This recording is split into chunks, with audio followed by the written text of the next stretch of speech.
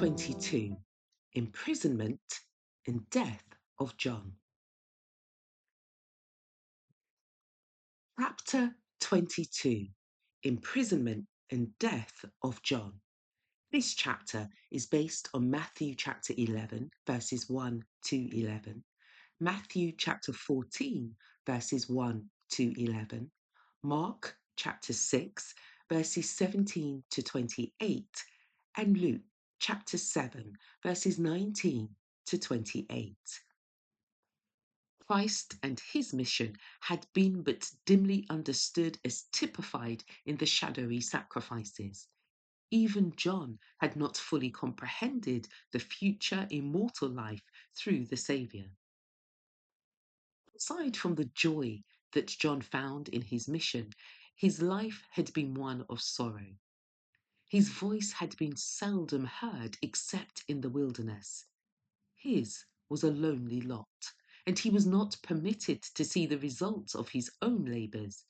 It was not his privilege to be with Christ and witness the manifestation of divine power attending the greater light.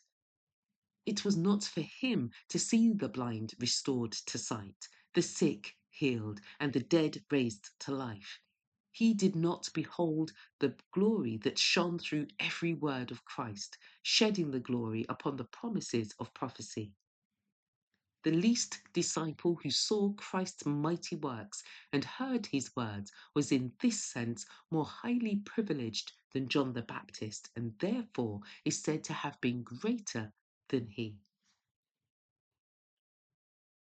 Through the vast throngs that had listened to John's preaching, his fame had spread throughout the land.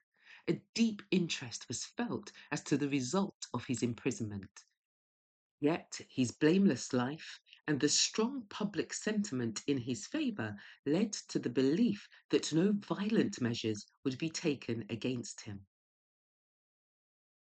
Herod believed John to be a prophet of God, and he fully intended to set him at liberty. But he delayed his purpose from fear of Herodias. Herodias knew that by direct measures she could never win Herod's consent to the death of John, and she resolved to accomplish her purpose by stratagem. On the king's birthday, an entertainment was to be given to the officers of state and the nobles of the court. There would be feasting and drunkenness. Herod would thus be thrown off his guard and might then be influenced according to her will. When the great day arrived and the king with his lords was feasting and drinking, Herodias sent her daughter into the banqueting hall to dance for the entertainment of the guests. Salome was in the first flush of womanhood, and her voluptuous beauty captivated the senses of the lordly revellers.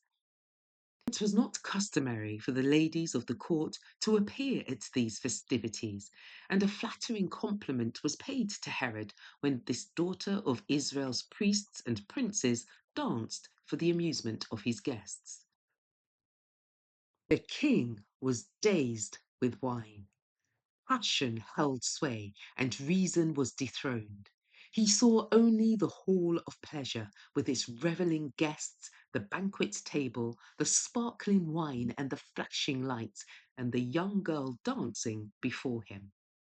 In the recklessness of the moment, he desired to make some display that would exalt him before the great men of his realm. With an oath, he promised to give the daughter of Herodias whatever she might ask, even to the half of his kingdom. Salome hastened to her mother to know what she should ask. The answer was ready: the head of John the Baptist. Salome knew not of the thirst for revenge in her mother's heart, and she shrank from presenting the request. But the determination of Herodias prevailed. The girl returned with the terrible petition: I will that thou forthwith give me a charger of the head of John the Baptist.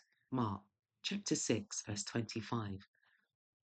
Herod was astonished and confounded. The riotous mirth ceased, and an ominous silence settled down upon the scene of revelry. The king was horror stricken at the thought of taking the life of John, yet his word was pledged, and he was unwilling to appear fickle or rash.